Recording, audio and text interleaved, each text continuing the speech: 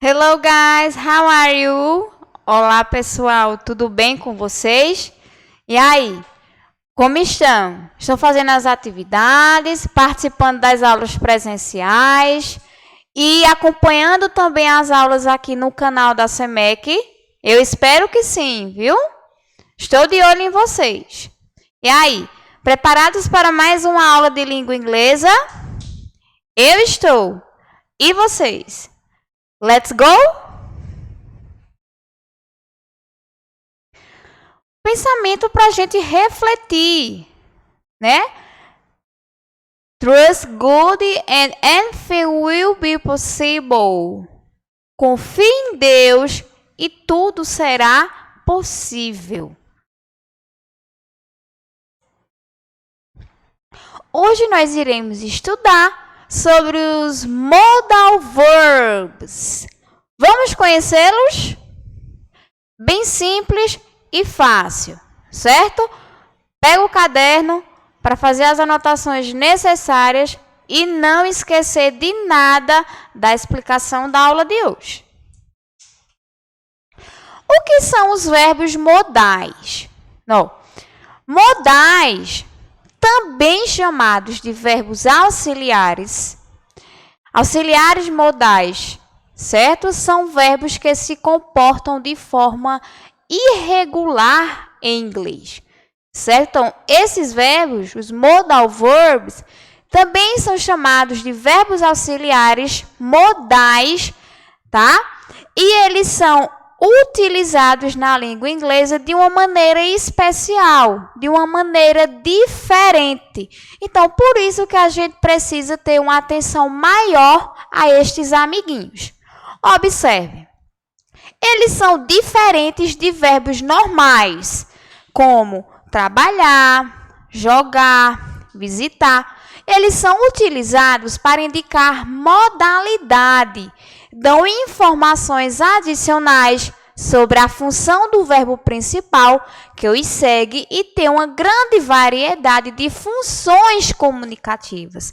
Então, como a gente pode observar, os verbos modais, eles são diferentes dos verbos comuns que nós utilizamos para montar as nossas orações na língua inglesa, né?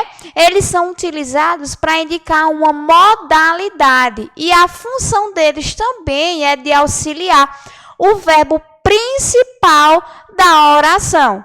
Eles também têm uma grande variedade de funções comunicativas que nós iremos ver agora.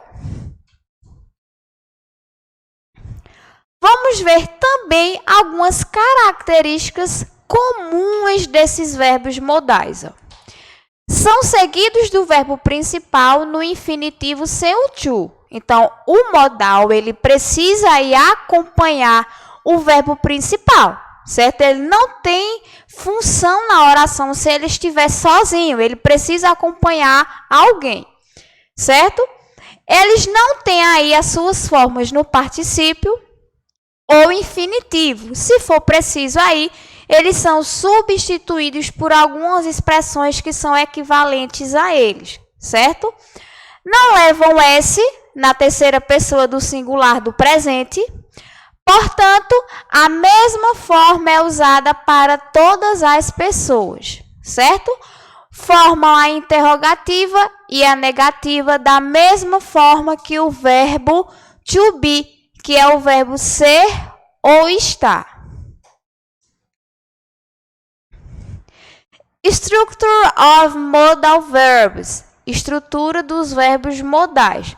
Aqui a gente tem as pessoas, né, que nós utilizamos na língua inglesa para poder conjugar os verbos e que também elas servem como sujeito das orações. São elas, ó, I, you, he, she, it, we e they, certo? Aqui a gente tem modal verbs, né? O can, o may, o should, o must e etc. E a gente vai ter o verbo principal aí sem o infinitivo, que é justamente a partícula to. Então, memorize aí a estrutura. Vai ser sempre sujeito, certo? o verbo modal e o verbo principal, ok? Memorizem aí essa estrutura para vocês não esquecerem. São verbos modais, ó. Olha os nossos amiguinhos camaradas aqui, ó. Memorizem eles, viu? O can significa pode. O could, poderia. O may significa também pode ou poderia. O might, pode, poderia. O should, deveria. E o must, deve. Certo? Vamos ver agora qual é a função deles e para que eles são utilizados. O primeiro aí é o verbo can. O can, ele pode ser usado para expressar permissão ou habilidade, certo? Essa habilidade é a possibilidade de fazer algo, saber realizar determinada ação, certo? Observe. Para expressar habilidade física ou mental, we can speak Japanese. Ele sabe falar japonês, ó, habilidade mental. We can play soccer. Nós sabemos jogar futebol, habilidade física. Então, o can, ele é utilizado aí para expressar essas duas habilidades. Habilidade física, certo? E habilidade mental. Também é utilizado para pedir, certo? Ou dar permissão de maneira informal. Então, se eu quero pedir, né? Ou se eu quero dar permissão, eu preciso utilizar o can. Observe. Can I come in? Eu posso entrar? You can have lunch in my house today. Você pode almoçar em minha casa hoje, certo?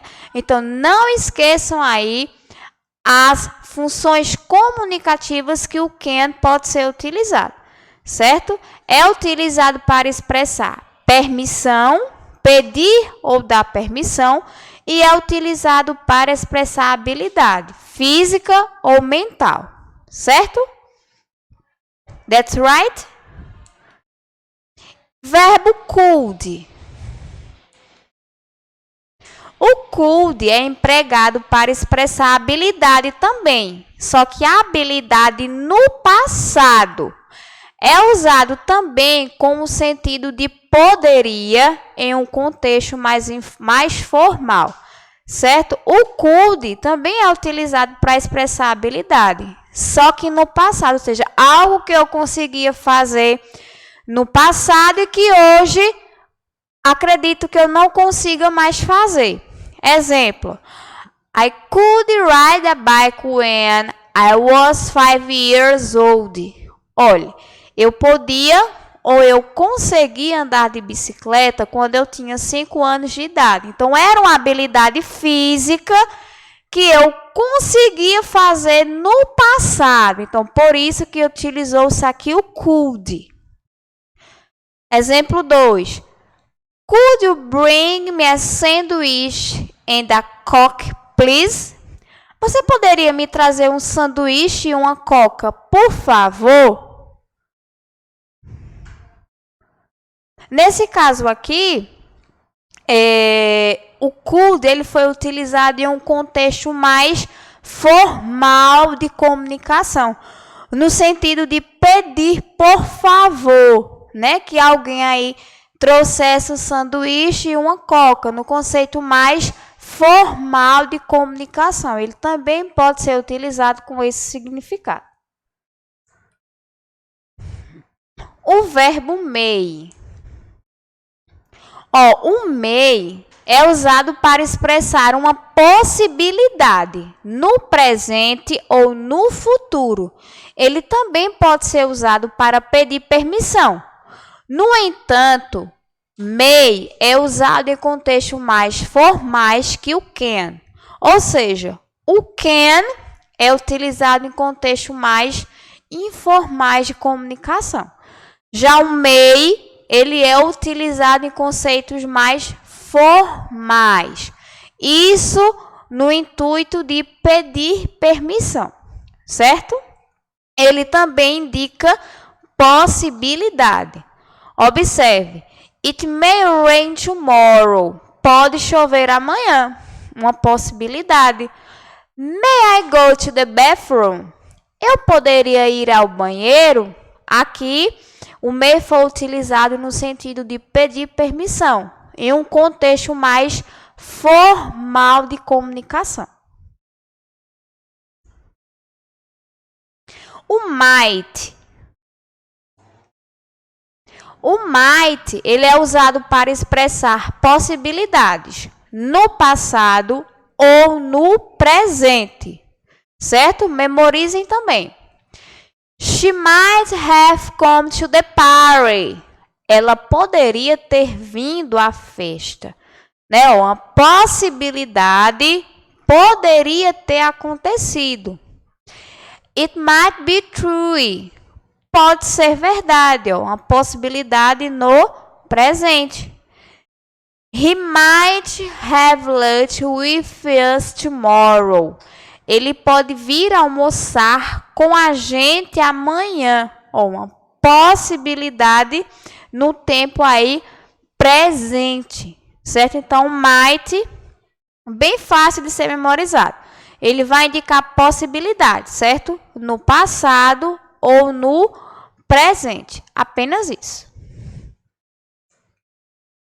Verbo should. Should ou ought são usados para expressar um conselho. Só são eles, tá certo? You should go to the doctor. Você deveria ir ao médico.